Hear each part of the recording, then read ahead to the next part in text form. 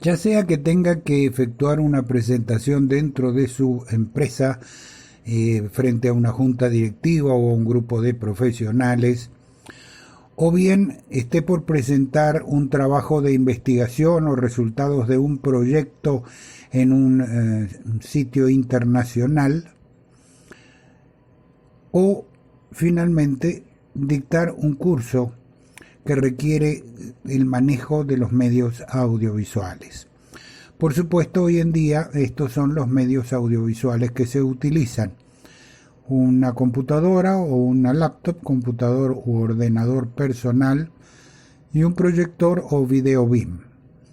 Ahora bien, primero vamos a conocer cómo actúa un novato, alguien que lo va a hacer por primera vez.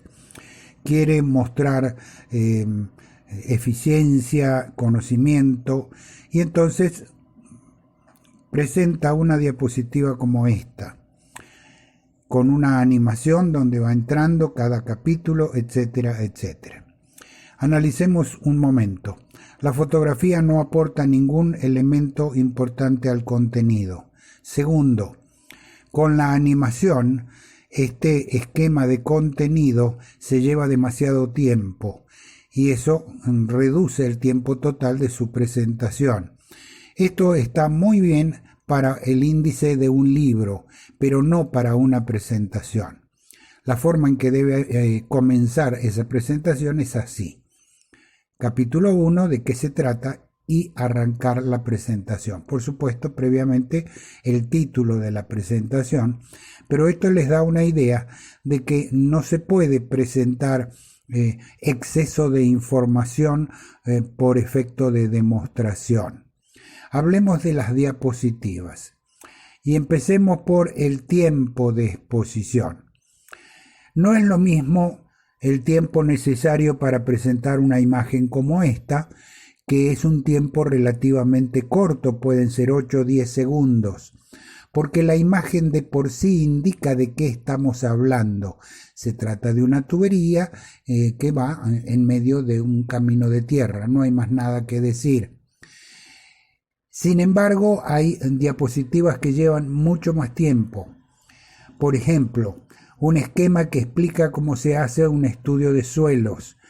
Esto requiere más tiempo porque se debe poder analizar cada uno de los componentes, la forma en que están conectados, etc.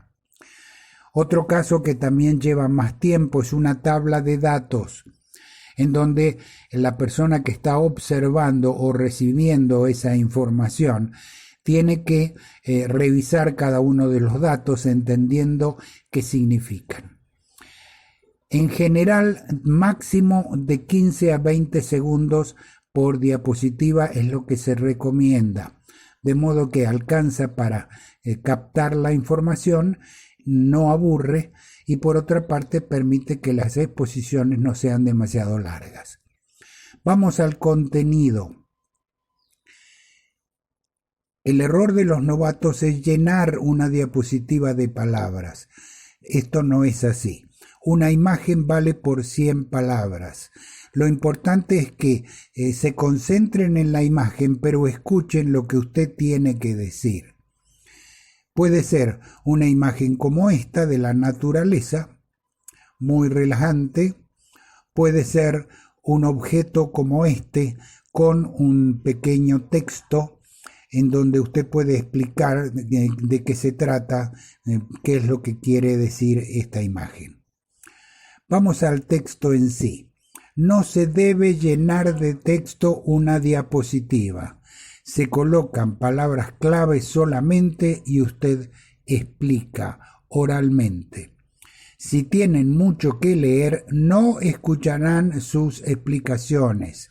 Se pierde la capacidad de concentración. Hablemos de los colores de la diapositiva. Colores deben ser pocos, no exagere, no llene de colores una imagen. Resalte lo importante con colores fuertes y un texto diferente que llame la atención. Y hablemos de la animación. Es importante que la animación cumpla el objetivo de entretener. No sea aburrido a la hora de hacer una presentación, porque finalmente la capacidad de concentración de los oyentes se reduce y finalmente no le van a prestar atención. Tiene que ser entretenido, nunca aburrido. Veamos un ejemplo. Alguien quería explicar cómo funciona un motor eléctrico, un motor a gasolina, un motor de un vehículo, y lo comenzó a hacer de esta manera. Podemos observar que esto tiene demasiado texto por un lado, se pierde mucho tiempo leyendo. Por otro lado, un gráfico complejo que es difícil entender. Vamos a ver cómo se debe hacer. El motor tiene 4 fases. La primera de ellas es la admisión. La biela mueve el émbolo hacia abajo, se abre la válvula superior y entra el combustible, la gasolina o el diésel. Segunda fase, la compresión. El émbolo sube comprimiendo el combustible. Tercera fase, explosión. La bujía hace una chispa eléctrica que enciende el combustible y al pasar de la fase líquida a la gaseosa se expande y empuja el émbolo hacia abajo. Cuarta fase. Al subir el émbolo va a expulsar los gases hacia el exterior. Y para terminar, si usted quiere, puede poner unas animaciones como estas que vemos aquí, que muestren el efecto global de lo que usted acaba de explicar. Simple, sencillo, fácil de entender, esa es la clave. Vamos a la técnica del orador. Muchas veces las personas, sobre todo cuando lo van a hacer por primera vez, ser oradores, tienen miedo de hablar en público, se ponen muy nerviosos. Entonces, no tenga miedo por 2 razones. Primero, usted sabe, los demás no conocen del tema que usted va a exponer. Y si no es así, usted está equivocado.